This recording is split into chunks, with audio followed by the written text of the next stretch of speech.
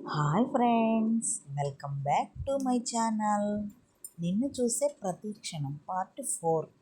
అయినా బుక్స్ తెమ్మని పంపిస్తే ఎవడి పక్కలోనో పడుకొని వాడు కొనిపెట్టిన కొత్త డ్రెస్ వేసుకొని వచ్చా. అసలు సిగ్గు శరం అనేది ఉందానే నీకు? చి, ఏం బతుకే నీది. అందుకే అనుకుంటా నువ్వు పుట్టగానే మీ నాన్న చనిపోయి మంచి పని చేశాడు.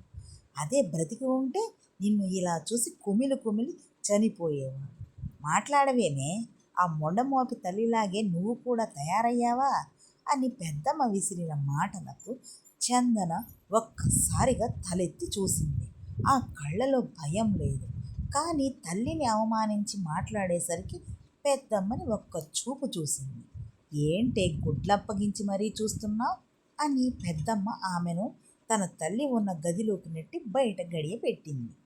చీకటి గదిలో కాళ్ల మంటలతో విలవిలలాడుతున్న చందనకు అప్పుడే తిన్న ఆ వెనీలా ఐస్ క్రీం రుచి గుర్తొచ్చింది. ఆ ఐస్ క్రీం ఎంత చల్లగా ఉందో ఇప్పుడు ఆమె కాళ్ళు అంతలా కాలిపోతూ ఉన్నాయి. కాళ్ల మీద పడిన వేడి నీళ్ల కంటే పెద్దమ్మ నోటి నుండి వచ్చిన మాటలు చందన మనసును ఎక్కువగా దహించి వేశాయి. మోకాళ్ళ వరకు చర్మం కందిపోయి బొబ్బలు ఎక్కుతుంటే ఆమె నోటి నుండి మాట రావడం లేదు. కేవలం కళ్ళ నుండి ధారలుగా నీళ్లు మాత్రమే కారుతున్నాయి. అక్కడ కారులో వెళ్తున్న అతనికి మనస్సు అస్సలు కుదుట పడటం లేదు. చందన తన ఊరి పేరు చెప్పేటప్పుడు ఆ కళ్ళలో కనిపించిన భయం అతనికి ఏదో సంకేతాన్ని ఇస్తోంది. కారు అద్దంలో తన ముఖాన్ని చూసుకున్నాడు. ఆమె ఆరాధనగా చూసిన ఆ చూపు ఇంకా కళ్ళ ముందే కదలాడుతోంది. హఠాత్తుగా అతను కారును ఆపాడు. ఎందుకు తనని అక్కడ వదిలేశాను? తన కళ్ళు నాకు ఏదో చెప్పాలని ప్రయత్నించాయి, కానీ నేను తనకి ఆ అవకాశం ఇవ్వలేకపోయాను. ఛ అని కారు స్టీరింగ్ని గట్టిగా కొడతాడు. ఆ పాత ఇల్లు, ఆ చుట్టూ ఉన్న వాతావరణం ఏదో సరిగ్గా లేదనిపిస్తోంది అతనికి. ఇక వెంటనే అతను తన ఫోన్ తీసి తన అసిస్టెంట్ కాల్ చేశాడు. రాము, ఇప్పుడే నేను ఒక ఊరి దగ్గర ఒక అమ్మాయిని డ్రాప్ చేశాను. ఆ ఇంటి అడ్రస్ పంపిస్తాను. ఆ అమ్మాయి గురించి, ఆ ఫ్యామిలీ గురించి నాకు పూర్తి వివరాలు కావాలి.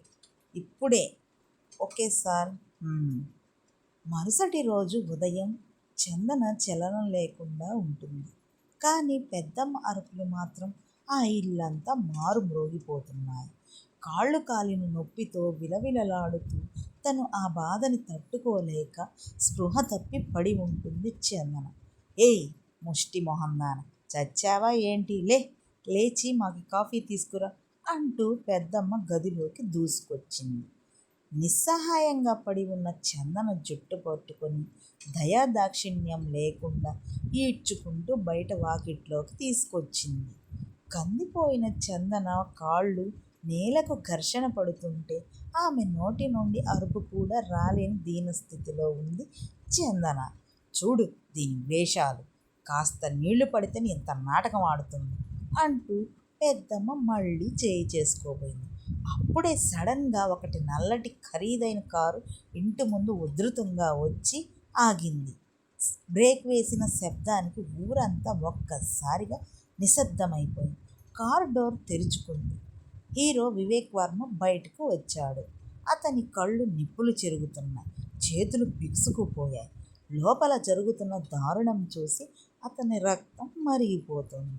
పెద్దమ్మ చందనను కొట్టడానికి చెయ్యి పైకి లేపిన క్షణంలో విక్రమ్ చిరతపుల్ల దూసుకొచ్చాడు. ఆ ఇల్లు, ఆ ఊరు, ఆకాశం దద్దరిల్లేలా పెదరాయుడు సినిమాలో మోహన్ బాబు బ్రహ్మానందాన్ని కొట్టినంత సౌండ్తో విక్రమ్ పెద్దమ్మ గూబ మీద బలంగా పడింది. గూబ గుయ్యమనే రేంజ్ దెబ్బ అది. ఆ దెబ్బ దాటికి పెద్దమ్మ 2 చుట్లు తిరిగి అక్కడే ఉన్న టేబుల్ మీద పడిపోయింది. నోటి నుండి రక్తం చిమ్మింది. కళ్ళు బైర్లు కమ్మాయి. ఏం జరిగిందో అర్థం కావడానికి ఆమెకు కొన్ని క్షణాలు పట్టింది. రే, ఎవడ్రా నువ్వు? నా ఇంటికి వచ్చిందే కాక నన్ను కొడతావా?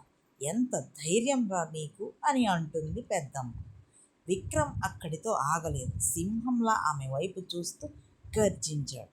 ఒక్క మాట ఇంకొక మాట నోటి నుండి వస్తే ఆ నాలుక కోసేస్తాను.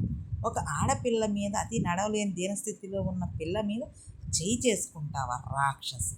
అతని కోపం చూసిన పెద్దమ్మకు ఇక నోరు ఎత్తడానికి కూడా సాహసించలేకపోయింది. విక్రమ్ వెంటనే కింద పడి ఉన్న చందన దగ్గరకు వెళ్ళాడు. ఆమె కాలి గాయాలను చూసి అతని గుండె తరుక్కుపోయింది.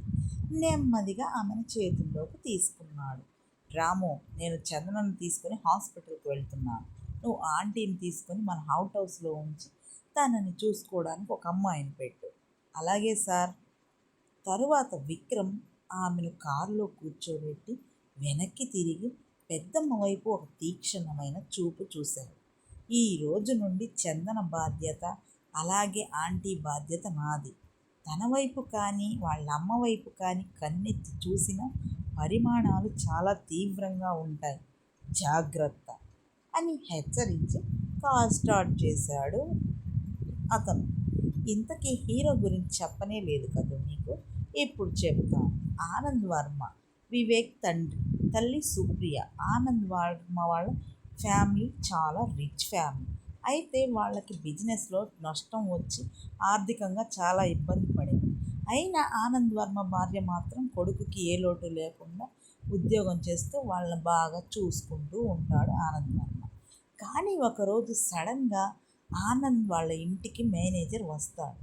ఆనంద్ దగ్గర ఒక ముఖ్యమైన ఫైల్ ఉంటే దానికోసం వస్తాడు.